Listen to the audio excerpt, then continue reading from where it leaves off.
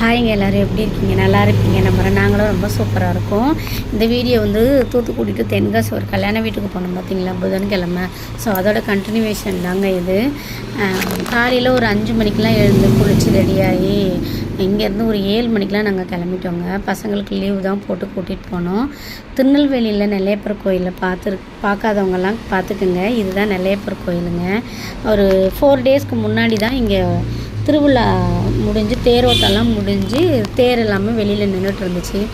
நான் இவ்வளோ வருஷமாக நிறைய டைமு போயிருக்கேன் இந்த வழியாக. ஆனால் கோயிலுக்கு போனதே இல்லைங்க. எனக்கான நேரம் இன்னும் வரலன்னு நினைக்கிறேன். கண்டிப்பாக ஒரு நாள் நெல்லையப்பர் கோயிலுக்கு போகுவேன். வீடியோ எடுத்து உங்களுக்கு போடுவேன் பாருங்கள். இப்போதைக்கு நம்மளால் தேரை தான் பார்க்க முடிஞ்சிச்சு. சரி, அதுவாவது நம்ம பார்க்க முடிஞ்சுது அப்படின்னு சந்தோஷப்பட்டுக்கிட்டேன். ரொம்ப ஹாப்பியாக இருந்துச்சுங்க. நீங்களும் பாருங்கள். இதுதான் நெல்லையப்பர் கோயில் தேர். 3 தேருமே வெளியில் அடுத்தடுத்து நிறுத்தி வச்சுருந்தாங்க. அப்புறம் இருட்டுக்கடை அல்வா பார்த்தேன், கடை பூட்டி இருந்துச்சுங்க. இருந்திருந்தால் அல்வா வாங்கியிருக்கலாம். அதுக்கப்புறம் என் ஹஸ்பண்ட் வந்து பூ இங்கே தான் வாங்கி கொடுத்தாங்க. பூவுமே ஃப்ரெஷ்ஷாக சூப்பராக இருந்துச்சு. அப்புறம் கொஞ்சம் தூரம் வந்ததுமே ஒரு டீ கடையில் டீ குடிக்கலான்னு நிப்பாட்டினாங்க.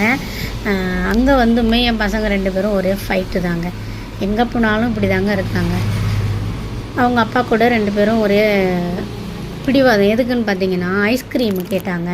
அவங்க அப்பா நம்ம டீ குடிப்போம் இங்கே, அங்கே போய் ஐஸ்கிரீம்லாம் சாப்பிட்லான்டான்னு சொன்னதுக்கு போவோம். 2 பேரும் உண்ணுன்னு உட்காந்துருக்காங்கங்க. அதுக்கப்புறம் நாங்கள் அங்கேருந்து கிளம்பிட்டோம். கொஞ்சம் தூரத்துலேயே எங்கள் வர வேண்டிய மண்டபம் வந்துருச்சு. ஸோ அதுக்கப்புறம் என் ஹஸ்பண்ட் வந்து வேஷ்டி கட்ட மாட்டாங்க, அவங்களுக்கு நிற்காதுங்க. ஸோ அதான் கழட்டிக்கிட்டே இருப்பாங்க, அவுந்து விழுந்துடும். உள்ளே என்ட்ரி ஆனதுமே தாலி கட்டிட்டாங்க. அப்புறம் அவங்க ஸ்டாஃப்ஸ் எல்லாருமே ஒரே யூனிஃபார்ம் தான், எல்லாருக்குமே ஒரே மாதிரி தான் ட்ரெஸ் எடுத்து கொடுத்துருந்தாங்க. எனக்கும் என் ஹஸ்பண்டுக்குமே இவங்க தாங்க ட்ரெஸ் எடுத்து கொடுத்தாங்க, கல்யாண வீட்டுக்காரங்க. ட்ரெஸ் எப்படி இருக்குதுன்னு கமெண்ட் பண்ணுங்கள். அதுக்கப்புறம் நாங்கள் கீழே வந்து எங்களை டிஃபன் சாப்பிட்டு வாங்கன்னு சொல்லி கூட்டிகிட்டு போயிட்டாங்க. கீழேயுமே வேஷ்டி வந்து லூஸ் ஆகிடுச்சிங்க, கட்டிகிட்டு இருந்தாங்க.